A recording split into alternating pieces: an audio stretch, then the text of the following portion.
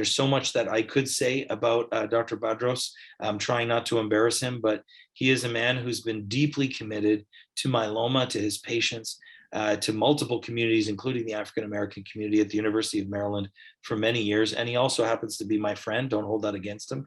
But he's a wonderful individual and a great educator.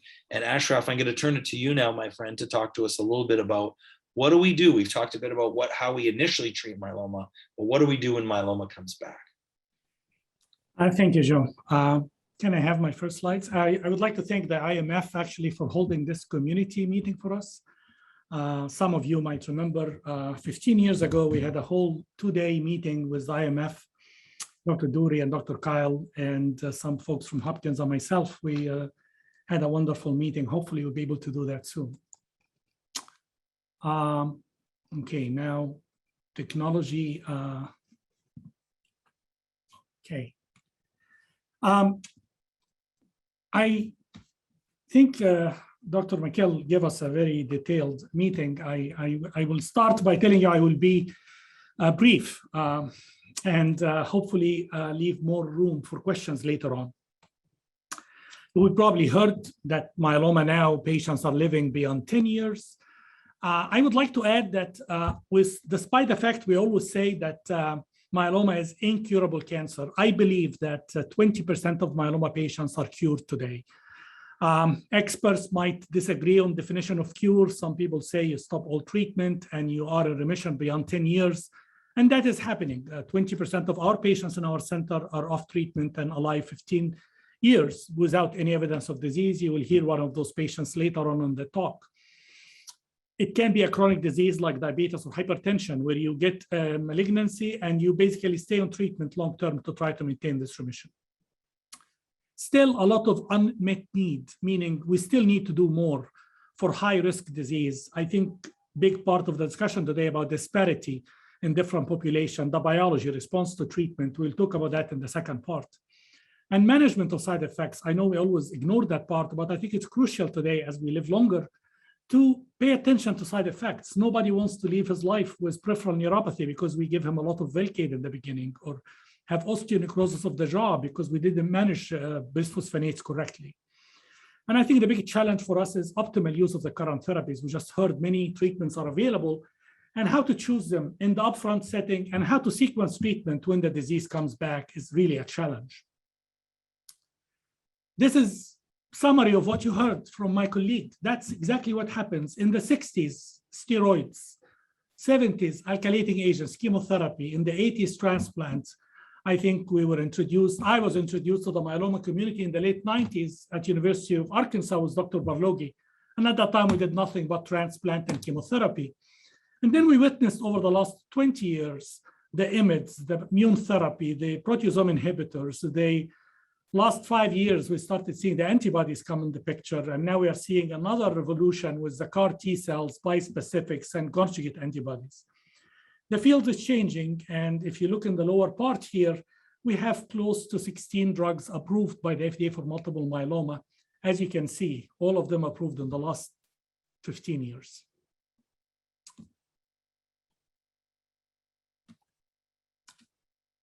When a patient, I think I have a slide before that. I just want to give two definitions before we go in treatment. The first is the definition of relapse. Relapse is when the disease responds and then comes back later after responding. Most of the relapses we see today are what we call asymptomatic relapse, meaning numbers going up.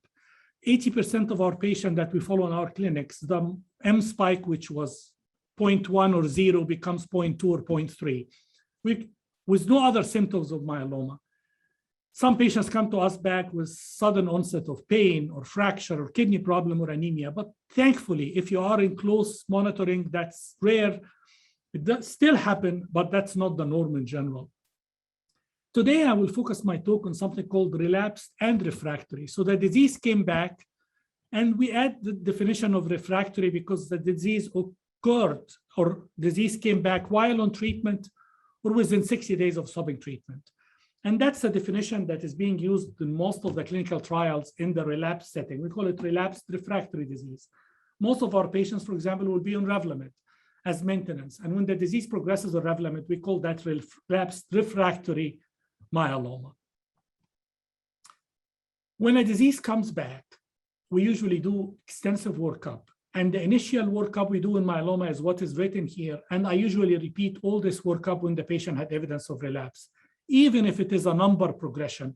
If the M-spike goes from 0.1 to 0.5, I like to repeat the bone marrow. I would like to look at the fish to see what kind of risk are we dealing with. I always do a PET-CT scan to see if there is any extramedullary disease, in addition to looking at the kidney function, the hemoglobin, the amount of protein in the blood and in the urine. Is that important? Yes. Why? Because one of the most important things when we talk about challenges in managing those patients is to find out what is the disease tempo, meaning, are we talking about myeloma that will progress very quickly and cause problems? Are we talking about M-spike that will be 0.1 today, 0.2 in 3 months, and 0.5 in 6 months? Those patients, if they are asymptomatic with low-risk disease, and low risk meaning the bone marrow is good, there is no evidence of high-risk myeloma with lesion 17, there is no symptoms, I usually offer observation. I know this is debatable in the myeloma community. Some experts will say any relapse should be treated immediately.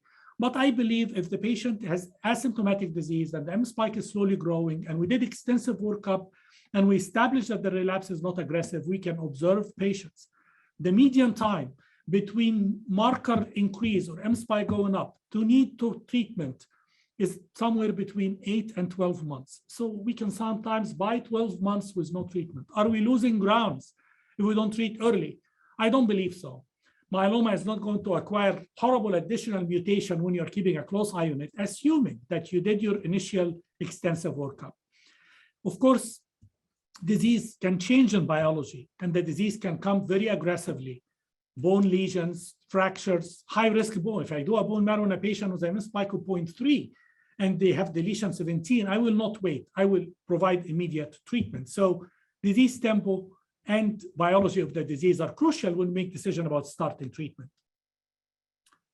The second part that's crucial is patient factors. I think empowering patients is crucial.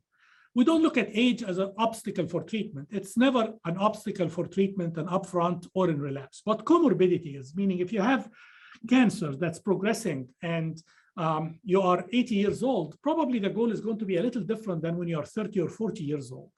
Why? Because as we get older, we have more problems. We have frailty, we have other factors that we usually don't pay attention to. Sometimes it's difficult to drive. Sometimes it's difficult to have a caregiver available 24 hours. And that can dictate what treatment we choose. Important to talk about prior treatment. I told you about refractory, and you heard about the 3 classes of drugs, the IMiDs, the proteasome inhibitors, and the antibodies. If patients become refractory to those classes of drugs, that is different than when you are exposed to those drugs. So when a patient gets daratumumab, Revlimid, Dex in induction, followed by transplant, then Revlimid maintenance, the disease comes back, he's not refractory to daratumumab, he's just exposed to daratumumab. So we can actually try to treat the patient with daratumumab. Another factor is the side effects. What are we talking about? If the patient has heart disease, I'm not going to offer carfilzomib as the first line of treatment. If there is kidney disease, I have to be very careful with pomalidomide and other treatments. If there is heart failure, probably giving daratumumab infusion with a large fluid volume is not the best treatment. So we need to figure out what kind of side effects are we dealing with when we choose the treatment. Probably the most important is the goal of treatment. So as we heard from Dr. Mikhail, in the first part of the treatment, you worry about a cure, trying to have the deepest response to last the longest time. But when the disease comes back, I think in addition to the fact that we need to have the best response, it's very important to prevent damage from the disease and have good quality of life. I think one of the most important questions any patient should ask is, how much time will I get from this therapy? And how much my quality of life would be impacted? Because time when the disease comes back becomes valuable. And I think all of us appreciate that, especially people that have myeloma that came back. I just will put those slides. It's a very old slide of mine that from the Arkansas days. And I remember very well when Dr. Balogi introduced the concept of total therapy 2. He used to treat patients with 3 and 4 drugs and transplant them, 2 transplants, and then do maintenance with different drugs. That concept was laughed upon in the myeloma community, which actually turned out to be the best way to treat myeloma today. We're giving patients induction, I believe with 4 drugs is going to be the way to go. Usually we do transplant if the patient is eligible, and maintenance. And we know that the outcome of patients with this treatment, as I showed you, is improving significantly. So what happens when the disease comes back? The first question, if you had a transplant, is, should I get a second transplant?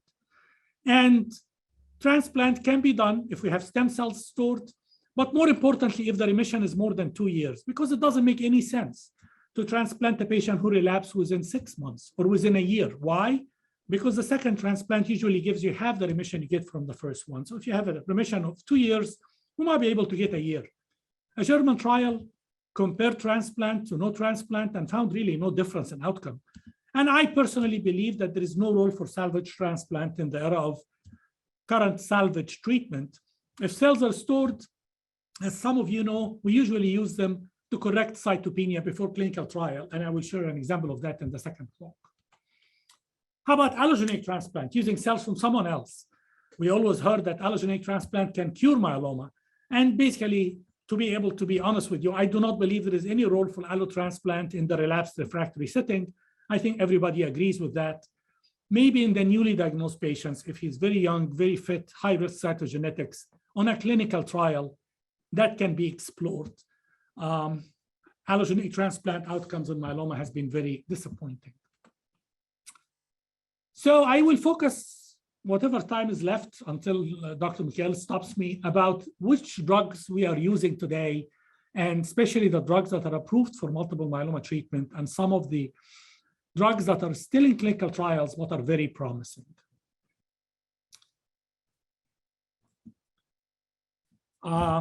Antibodies. Oh, okay. So the first class of drugs that I think has changed the way we treat myeloma, I'm not going to talk about the IMiDs, the proteasome inhibitors, but what's called antibodies. Myeloma cells, as we heard, has markers on the surface of those cells. Those markers can be recognized by what we call antibodies, which is directed therapy.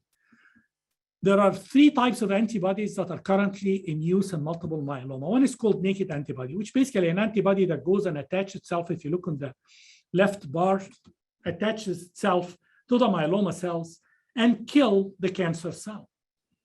There is something called antibody conjugate, where the antibody in its tail has more or less a toxin or a chemotherapeutic agent.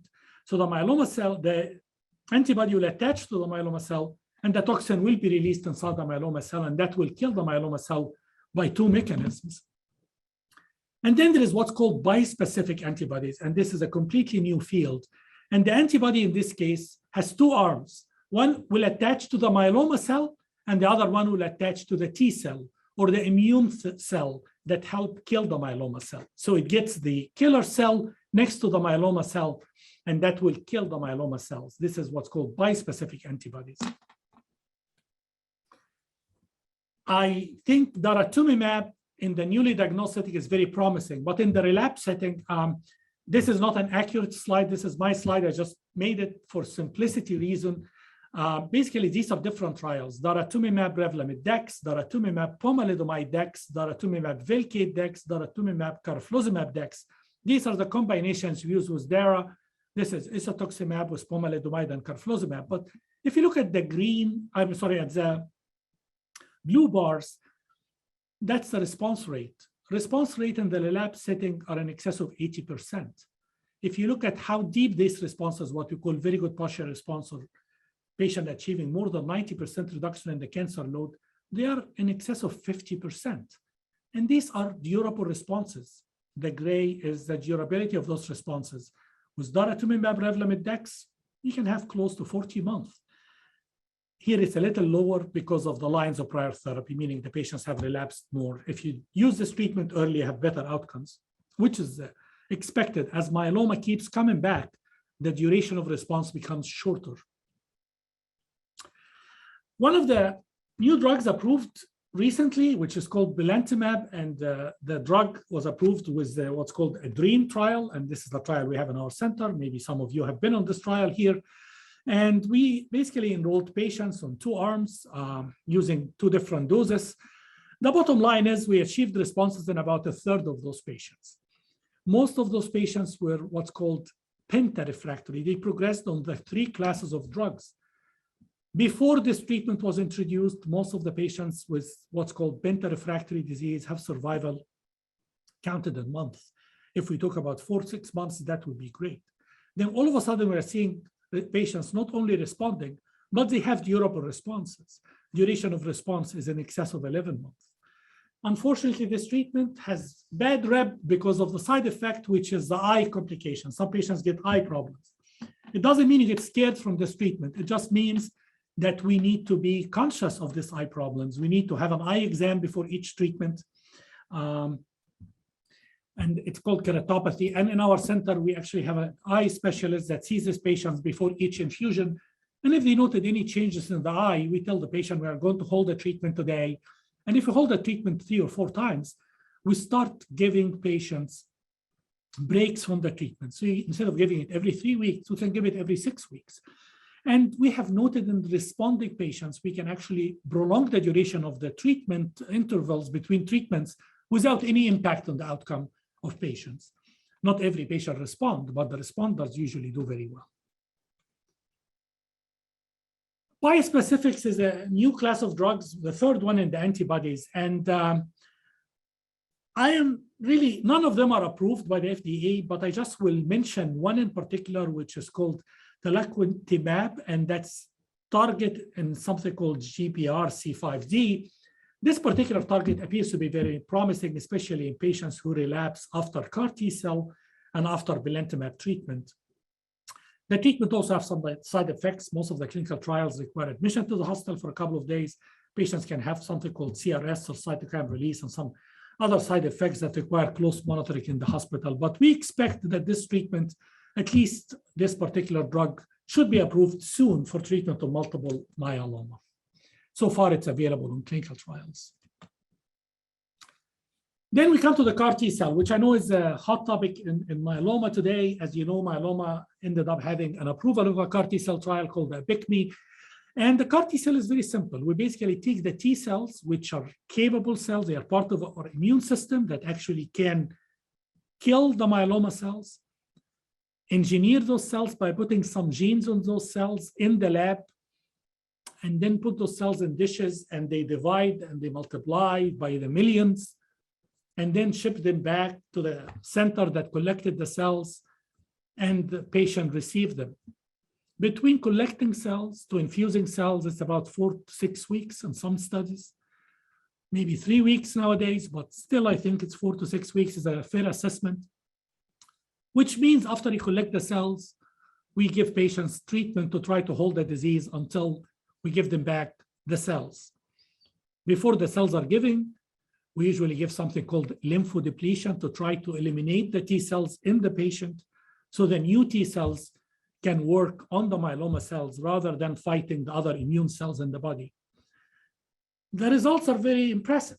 And I will just mention 2 trials. One is called the AdviceMe trial or Advocacy, which is a chimera.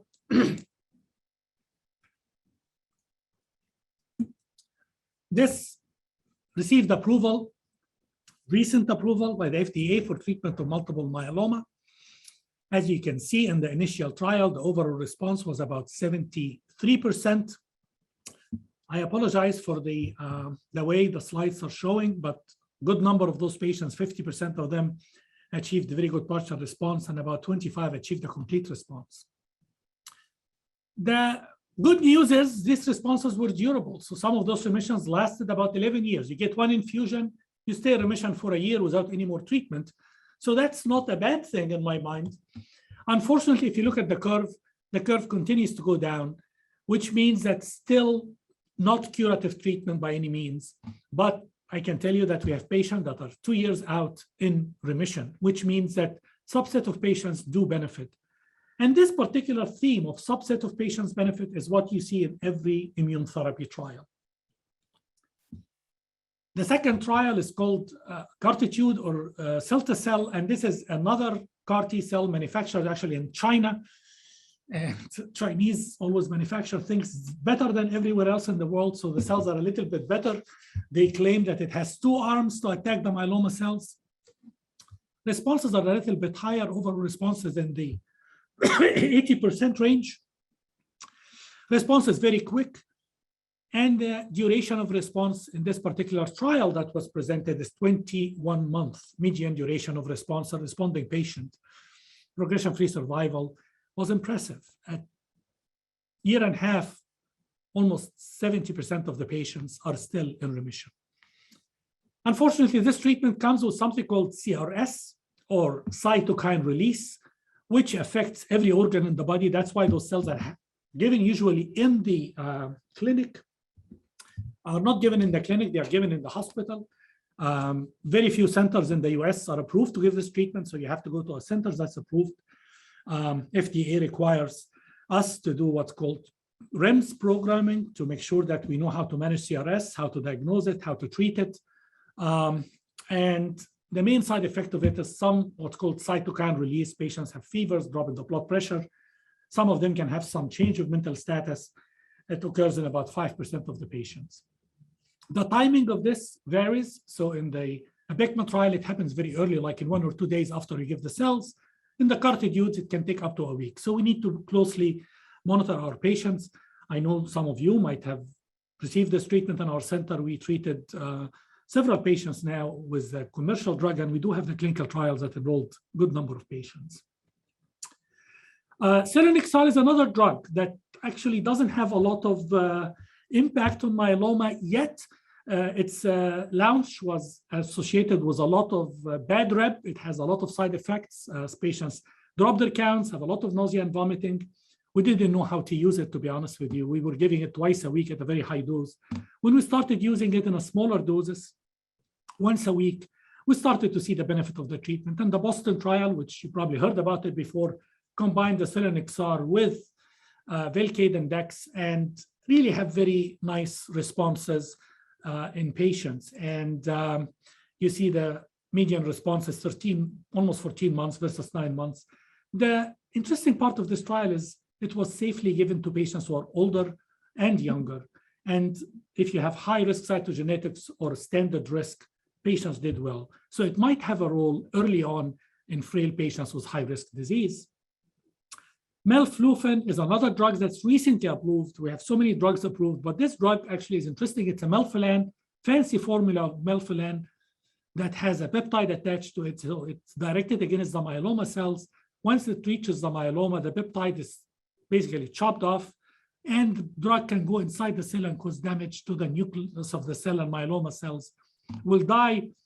Another drug, after 4 lines of prior therapy, you see that about 30% of the patients respond, and responses are durable in good number of patients. 2 drugs that are not approved, and I just will mention them very briefly. One is Venetoclax, and I think Venetoclax will and should be approved for patients with 11-14 translocation. This is one of the few drugs that we have a very specific target for.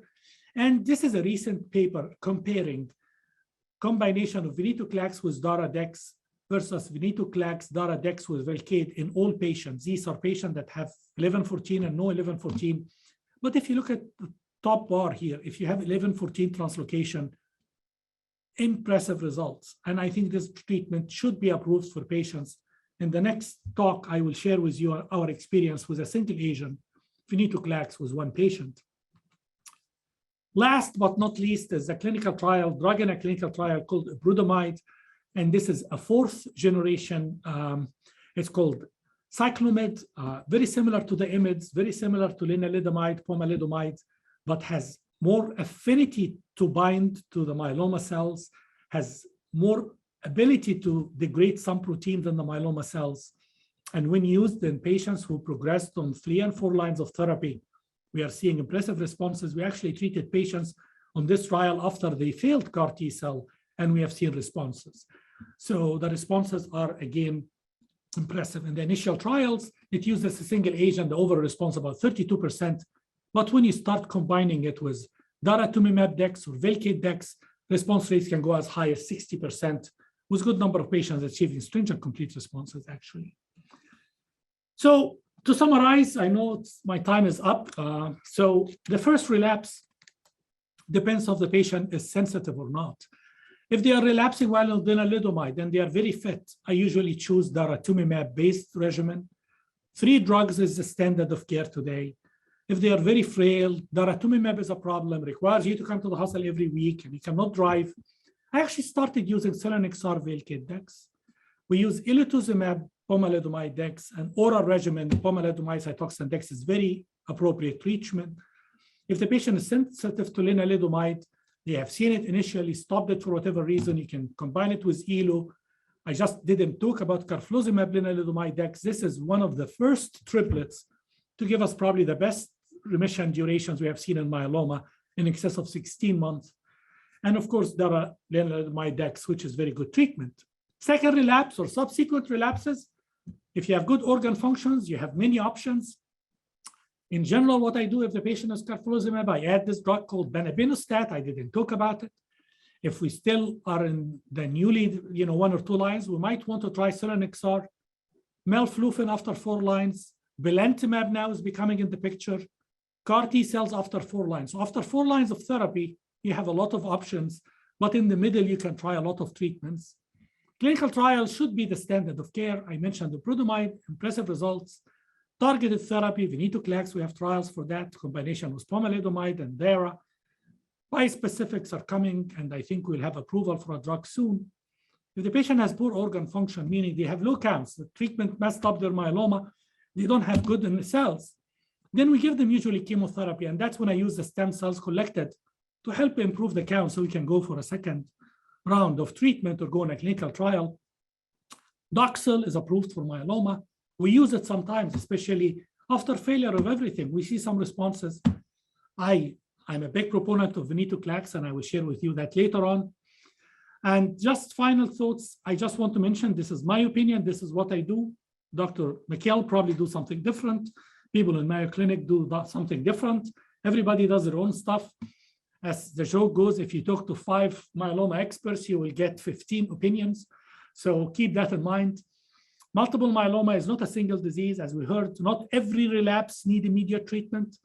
This is my philosophy. People might disagree with that. Therapy can and should be individualized. I think immune therapies are changing the landscape of myeloma. The goal is therapy need to be assessed in each stage. Quality of life, monitoring of side effects with aggressive support is really required throughout the treatment course, and it's needed today more than ever with the infections, with the immune therapy side effects, cytokine release, and hopefully a lot of focus will be on this treatment. And that's what I have to say. I'm sorry, I took longer than I expected.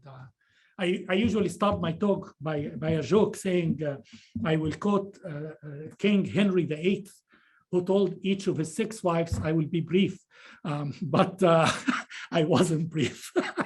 That's okay, my friend. That was a fantastic talk with a lot of detail. And again, what I really appreciate about your talk, Ashraf, was that you gave principles, but then also specifics for those that really want to get into the details. So we're going to now have a quick panel discussion with some questions. Lots of great questions are coming in. Just to remind you that you can use the Q&A box in the Zoom. I know some of us have become Zoom experts. Other people are still learning the craziness of the virtual world, but feel free to include some questions in the box. There are several already, so I'm going to direct some of my questions to Dr. Badros, some to myself, and some to Bonnie, if Bonnie is able to join us here, and we will be able to have a little time together. So thanks so much for joining us, Bonnie. I know we're going to hear from you later, but Ashraf, a couple of quick ones that came in, which I thought were good, was Dr. Badros, do you do a bone marrow biopsy or aspirate at each relapse? Yes, I do bone marrow biopsy and aspirate at each relapse, and that helps us to assess what's called cytogenetic evolution or cytogenetic changes in the bone marrow. Let's say that the initial bone marrow has completely normal fish, and at relapse, all of a sudden we have deletion 17. That actually changes the way we treat myeloma. We probably need to be a little bit more aggressive with immediate treatment rather than keep an eye on things. I also want to mention that there are what's called there are changes that happen in the bone marrow at diagnosis that will always be there. For example, 11-14 translocation. If it occurs at diagnosis, when the disease comes back, you always see 11-14. You might see something else, but you always see 11-14. So yes, bone marrow is indicated in every relapse. That's really helpful, yeah, because we really can see, obviously, as we've said, multiple myelomas. I'll take a couple of ones here. One person has asked, define EMD or extramedullary disease, and is there a difference between an extramedullary plasmacytoma and multiple myeloma? So I know this can be really confusing, but I mentioned earlier that myeloma is a cancer of the plasma cells, and an old word that we use for the bone marrow where plasma cells are supposed to live is called the medulla. So when it's in the medulla is where, or in the bone marrow is where we typically have myeloma. When it's outside or extramedullary, we sometimes call that EMD or extramedullary disease. And that just means that there's myeloma in places that we don't typically see myeloma. And unfortunately, it typically does mean the disease is a little bit more aggressive. Those plasma cells have learned to leave their usual environment, if you will, and go elsewhere. It's not quite like in cancer where we say people have metastatic cancer, like it's spread from one place to another, but it's the same kind of concept. And so those patients need to be monitored a little bit more closely. Sometimes we do PET scans to look for it. Sometimes we may use radiation, but as Dr. Badros mentioned, these patients tend to be higher risk, and so we tend to treat them a little bit more aggressively. Bonnie, let me ask you this question because it came up several times in Dr. Badros's talk and indeed in his conclusion. As a patient, how do you ask your doctor about your own quality of life? We said that with all these choices now, we want to make sure the patient preference is involved. But do you have some practical tips for the patients listening today as to say, how do you make sure that your own quality of life gets thought of in the decision of all these treatments? Well, I think one of the first things I did was try to develop a relationship with my specialist, who is Dr. Badros. And I'm able to go to him and ask him direct questions about, will I be tired? Will I be sick? How long will I live? Am I going to die? These are things that swirl around in our brain. And if you have a good relationship, I'm sure all docs are going to be honest with you, but Dr. Badros has a way of breaking it down and making sure you understand the treatment, side effects, and what's going to happen to you. So I encourage everyone to, if you're going to talk to Dr. Badros or another specialist, make sure you stay in touch with that doctor and make sure you develop a good relationship with him or her so that you are able to ask those types of questions. That's extremely helpful. Thank you. Yeah, we have shown over and over again that relationship, of course, is very important. Lots of great questions here. So Ashraf, a few questions about auto versus allo transplant. Can you just clarify again the difference between an auto and an allo? And I know you had mentioned on your slide, is there really a role for allo? But someone here is saying, we've seen some patients that have done really well with allo. Is this something that we should really be still thinking about? So auto transplant is when we take your own cells and give high dose chemotherapy and then give back your own cells. In allogeneic transplant, when we introduce a new immune system, we take cells from someone else who's healthy, that can be what's called HLA matched.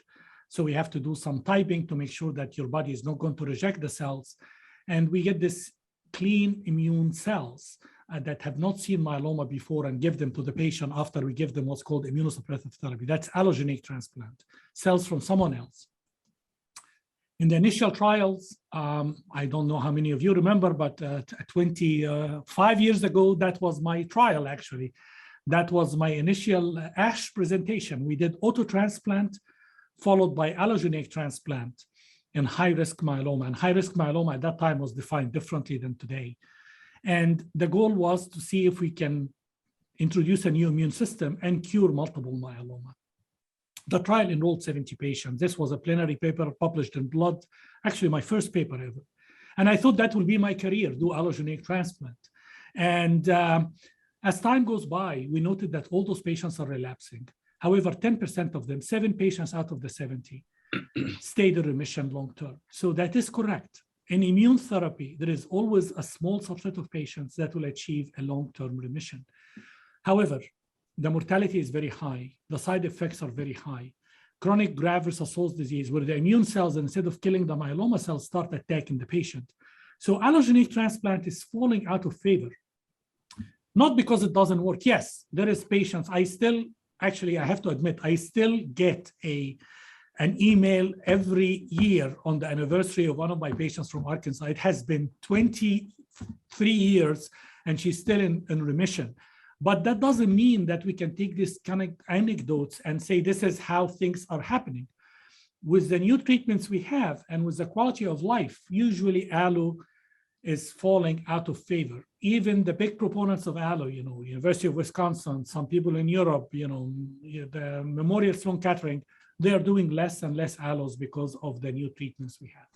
Yeah, that's very, very helpful. I mean, we all have patients. And one of the reasons why, Ashraf, I don't know if you know this, one of the reasons why I went into myeloma is my friend from high school developed myeloma in our 20s, and we transplanted him from his brother. Here we are 30 years later, and he's still with us. But those are very exception situations. Sadly, we reviewed this when I was at Mayo Clinic, that literally 1 in 9 patients had long-term survival who went through allo. So it's really challenging. Lots of great questions here. I'm only going to take 1 or 2 more minutes. I can answer a few in sort of a rapid fire manner. A lot of questions about algorithms for cure and using MRD negativity. Let me summarize it as this. MRD negativity, or minimal residual disease, measuring the tiniest amounts, if truly proving that that myeloma is gone, what I call the wet Q-tip test to prove that the floor is clean, is a step towards cure. But we know people can get to MRD negativity and then still have relapse. So it's part of the path. Cure is not going to be a simple algorithm or statement. For the person who asked a question about they're currently they were on Revlimid, their disease progressed, they're now on pomalidomide, could they go back to Revlimid? It's a possibility, but generally speaking, we don't do that, because generally we know that if a disease has become resistant to Revlimid, and if it then becomes resistant to pomalidomide, it's unlikely to be able to go back to Revlimid. And then the person who asked about gaining weight, that's something to discuss with your family doctor as well, or with your oncologist as well. Amy's going to talk a little bit about diet, and sometimes that's from the dexamethasone and the steroid. I've joked very often, as I've told you, Amy, who's now just joined us, that sometimes I joke with our nurse practitioner that I'm going to change the name of the myeloma clinic to the dexamethasone reduction service, because very often we have to find ourselves dose reducing the dexamethasone. And then lastly, I'll take this one quick question. Can you explain the alphabet soup of different responses? So in brief, when we see whatever number someone starts with, let's say that M spike is at a certain number, when we see it cut by half, we call that a partial remission. And we sort of believe that once half of it is gone, that's considered a response. I mean, if it's 25, 27, 49%, that's good. But we have to draw a cutoff somewhere. So that what we call a true responder is over 50%. If it gets to 90%, we call it very good partial remission. If it gets to 100%, we call it complete remission. Well, we've gone a few minutes over time, but that's okay because we have a little bit of flex here. What we're going to do at this point, and I've been Joe, before we leave, just a very quick note. There is clinical trials ongoing using MRD to guide therapy. Basically, those trials are ongoing and they do have some encouraging results, but I think MRD alone is not the whole picture. Even one MRD is not enough. We need more than one MRD to make sure it's real, usually separated by 6 months or a year. We need PET scan because the bone marrow can be negative and there's lesions on the PET scan. So it's not ready for prime time yet. Clinical trials are ongoing, but MRD has not made it to the clinical practice to make decisions on yet. Probably it will. As you all know, I don't do MRD in the clinic. I do it on our clinical trials, not in routine practice. Yeah, completely agree, my friend.